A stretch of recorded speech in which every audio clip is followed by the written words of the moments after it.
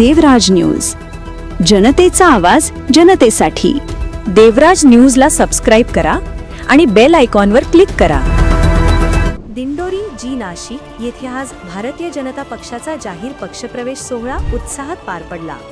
या सोहळ्याला भाजपा प्रदेशाध्यक्ष श्री रवींद्रजी चव्हाण यांनी प्रमुख उपस्थिती लावली।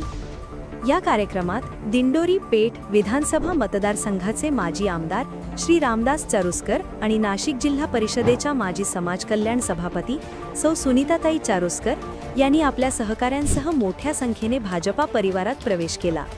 त्यांच्या या प्रवेशामुळे नाशिक जिल्ह्यात भाजपाला नवीन बळ मिळणार असल्याचे निरीक्षकांचे म्हणणे आहे। या प्रसंगी माजी केंद्रीय मंत्री सौ भारतीताई पवार, आमदार सौ सीमाताई हिरे तसेच भाजपा जिल्हाध्यक्ष श्री सुनील बच्छाव यांच्यासह नाशिक जिल्ह्यातील अनेक पदाधिकारी, कार्यकर्ते आणि समर्थक मोठ्या संख्येने उपस्थित होते। पक्षप्रवेश सोहळ्यादरम्यान भाजपाचे ध्येय, कार्यपद्धती आणि विकासाभिमुख धोरण यावर वक्त्यांनी भाष्य केले। दिंडोरी व पेठ परिसरातील स्थानिक प्रश्नांवरही चर्चा झाली। कार्यक्रमानंतर नव्याने प्रवेश केलेल्या कार्यकर्त्यांचे पुष्पगुच्छ देऊन स्वागत करण्यात आले। देवराज न्यूज चांदवड।